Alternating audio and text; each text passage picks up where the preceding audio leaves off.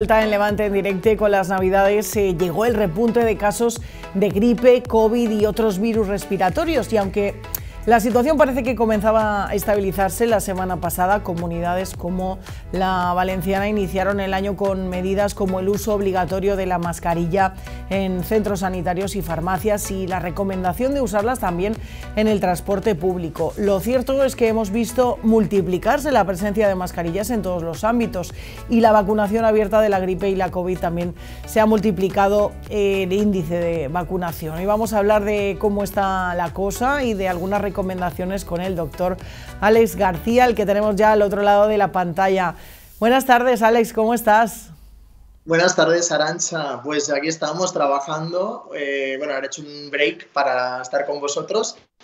Y lo que tú dices, ¿no? Es importante volver un poco a actualizarnos, ¿no? Sobre la situación de la COVID, de la gripe, de las neumonías, ¿no? Un poco de los virus respiratorios y de todos los procesos infecciosos que están habiendo, ¿no? Estos últimos días, Arantxa. Es que en menudas navidades hemos pasado. Yo ciertamente no conozco a nadie que no se haya pasado las navidades malo en una primera fase, malo en una segunda fase, y después también el miedo a que nuestros hijos, ahora que han vuelto ya al colegio la semana pasada, la cosa fuera en aumento, ¿no?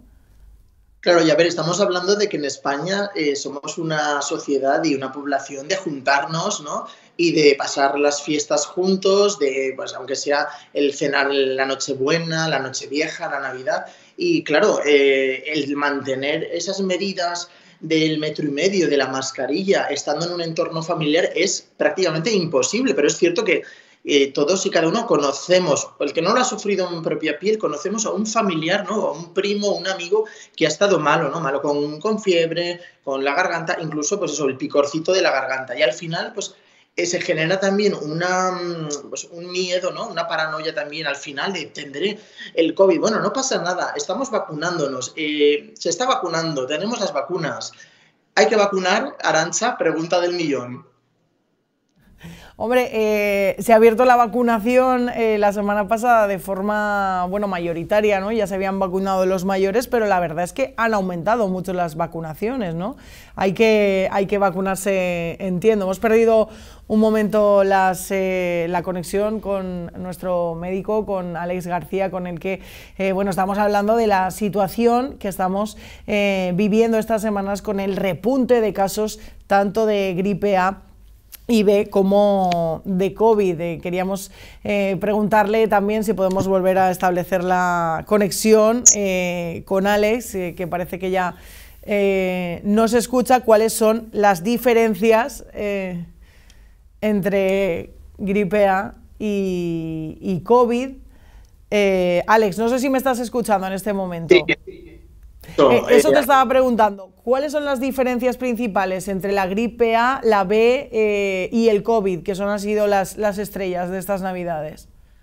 Pues a ver, básicamente cuando cogemos una infección, a ver, es verdad que en los test están principalmente los virus que potencialmente son más graves o tienen tendencia a generar más enfermedades mortales, o sea, más enfermedad mortal y mayor progresión a poder hospitalizarse a una persona. Con lo cual, hay virus, existen cientos, miles, pero lo que hacemos es coger lo que es los virus más problemáticos. En este caso, la gripe A, que está viendo bastante. En gripe, tanto A, B, etcétera, teníamos hasta 1.500 casos por cada 100.000 habitantes en la Comunidad Valenciana. Ahora está habiendo una disminución de estos casos gracias al uso de la mascarilla otra vez, que menos mal que se ha vuelto a poner otra vez, pero es de sentido común, y descenso del COVID. Realmente son, digamos, los virus un poco más importantes a tener en cuenta, pero hay otros. Y luego también están las neumonías, que por cierto, los mayores de 65 años y para todas aquellas personas que tengan pues alguna enfermedad crónica, sí que sería conveniente vacunarse del neumococo, ¿vale? Para evitar las neumonías, que son potencialmente también graves y pueden ser mortales.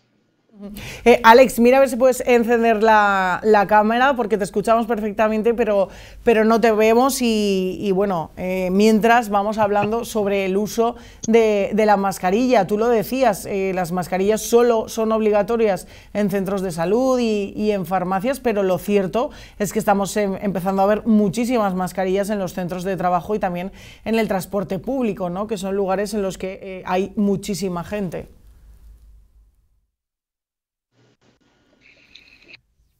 A ver ahora. Ahora,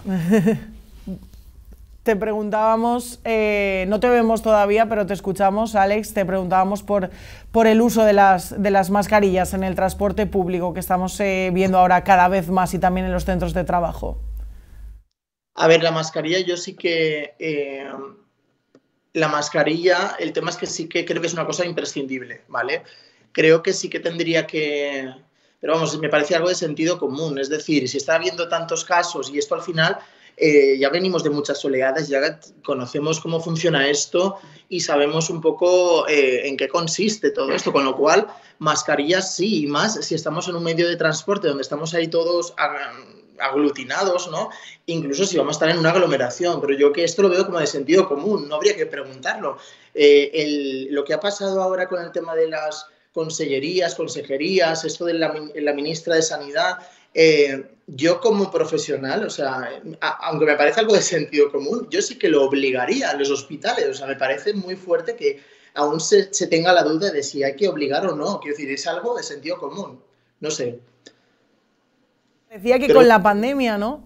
Si asistimos, si vamos al médico es porque nos pasa algo, muchas veces se debe a algún virus y al final esté el COVID o la gripe a tope, yo creo que sería algo absolutamente normal y es verdad que se ha producido demasiado ruido alrededor. Y en cuanto a las vacunas, estábamos hablando antes sobre esto, hay que vacunarse, ¿no? Entiendo. Sí, hay que vacunarse, sobre todo si hay enfermedades, digamos, crónicas. Padecemos enfermedades pues, del riñón, del hígado, de los pulmones, del corazón. Es importante vacunar y sobre todo hay que explicar a la gente que nos vacunemos no significa que estemos exentos de poder padecer la infección. O sea, que nosotros nos vacunemos reduce el riesgo potencial de, digamos, que hayan complicaciones. Es decir, que podemos vacunarnos de la gripe y tener pues una gripe más floja, ¿vale? Entonces, lo que nos hace las vacunas, aunque la gente no lo entienda, no es que no tengamos la infección, sino que la pasemos de forma más ligera. Con lo cual, en pacientes tanto con enfermedades como pacientes sanos, yo recomiendo la vacuna pese a todos los antivacunas y todo lo que hay, ellos sí que no tienen ninguna evidencia científica para decir que eso. No han demostrado que dentro de las vacunas existan cosas que son contraproducentes. Es verdad que hay reacciones, hay personas que después de vacunarles pues tienen un proceso febril, es totalmente normal, con antitérmicos, tratamiento sintomático, pero es que es peor no vacunarse. Alex, entiendo que en atención primaria durante estas semanas la cosa ha estado bastante movida, ¿no? Y que la mayoría de casos se debían a virus respiratorios, ¿no? Afecciones respiratorias de la gente. Sí, a ver, estos días ha habido mucho movimiento, mucha consulta, pues con mucha tos, muchas bronquitis, mucho dolor de garganta, mucha fiebre, mucha gripe. Entonces ha habido mucho movimiento y ha habido bastante saturación. Claro, luego también existen los virus respiratorios sincitiales, que son los que presentan los niños pequeños que contagian a sus padres. Cierto es también que estos virus en los adultos no tienen tanta sintomatología ni son tan potencialmente graves como en los niños, que pueden producir bronquiolitis. No obstante, en gente con patología pulmonar sí que es verdad que se han dado muchas bronquitis y ha habido que usar bastantes antibióticos. Que también eso es un tema, el tema de los antibióticos. Cuando un médico no prescribe antibiótico de entrada es porque de entrada pensamos que es una infección por un virus. Tranquilidad, que no nos vamos a morir por un virus. ¿Nos pondremos fatal? Sí, pero vamos a confiar en el médico o en la doctora que tengamos y vamos a dejar en sus manos esa decisión, que al fin y al cabo, si vamos al médico o a nuestra doctora, es por algo, porque confiamos en él o en ella. Otro de los temas que se ha estado poniendo sobre la mesa para evitar esa saturación ha sido el tema de las autobajas. Muchas dudas en cómo se gestionaba esto también. Es que, sí, el tema de la autobaja es algo que ha causado un poco de revuelo Es algo que hay un poco que ponerle límites, que ver cómo se va a hacer. Es algo que ya existe en bastantes países de la Unión Europea y que se hace de forma reglada y que funciona y que se ha demostrado que la gente en principio es responsable y que también es verdad que uno, a ver, aquí en España digo yo siempre que existe la picaresca, cosa que no existe en ningún otro país, ¿no?, de Europa. Entonces, a ver, aquí cada uno tiene que ser responsable, tiene que tener un mínimo de ética, moral y responsabilidad para saber en qué condiciones se coge esa autobaja, porque se está dando casos, por ejemplo, y así fue en la pandemia también, que se llamaba al médico o a la médica para decirle, pues estoy con COVID, me he hecho el test, no puedo ir a trabajar. Entonces, nosotros los profesionales sanitarios no tenemos más remedio que fiarnos de la buena fe de la gente. La persona que no tenga buena fe, pues se lo tendrá que hacer mirar.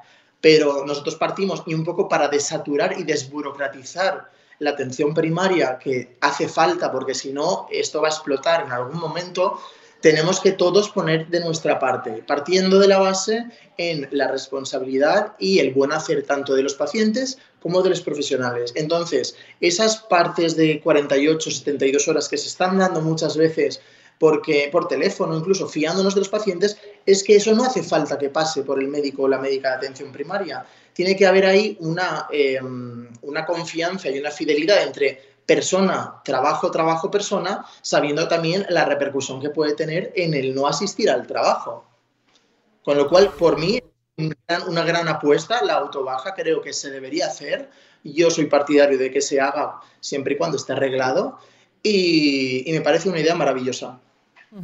Hay que confiar en la buena fe de todo el mundo, ¿no? Que al final, pues como siempre, hay quien aprovecha las cosas para, bueno, pues para tomarse unos días de descanso, básicamente. ¿Cuál se prevé que sea la evolución de los virus respiratorios en las próximas semanas, Alex? ¿Ya estamos llegando ya a ese momento de bajada o todavía nos quedan unas semanitas por delante?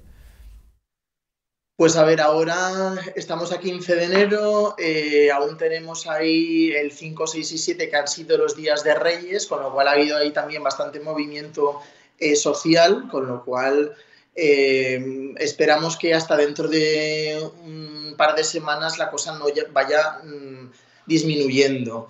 De momento la cosa está controlada, ha habido que abrir plantas, incluso se ha tenido que derivar a pacientes a otros hospitales porque es verdad que los hospitales estaban saturadísimos de gente que necesitaba ingresos. Se prevé que la cosa vaya poco a poco bajando. También es verdad que estamos ahora entrando con el cambio climático y con todo lo que está sucediendo. Aquí en Valencia estamos ahora mismo, no sé si son a 18 grados, una temperatura un poco anormal para el momento en el que nos encontramos del año. Y esto hace también que los virus con el frío aumentan y con las temperaturas un poquito más cálidas disminuyen. Con lo cual, en principio, yo creo que vamos a estar un par de semanas todavía regular, pero sobre todo eso. Aquí tengo la mascarilla, la FFP2, me la he quitado porque estoy solo en consulta y me parece que tengamos que vernos las caras, Arantxa, y la otra, esta, que yo creo que es la obligatoria en centros de salud, en centros, en transporte público también o privado y sobre todo cuando haya un acúmulo de gente, básicamente. En el transporte público no es obligatoria, pero es verdad que se está notando muchísimo la concienciación de la gente al respecto de esto y que no quiere pasarse pues los próximos meses como nos hemos pasado las Navidades más de uno. Ese consejo que tú dabas, Alex, la mascarilla y la vacunación también, si es posible ahora que está abierta a todo el mundo, que aprovechemos para vacunarnos. Muchísimas gracias. Gracias a vosotros, Arantxa. Y nada, a cuidarse y a ponerse la mascarilla.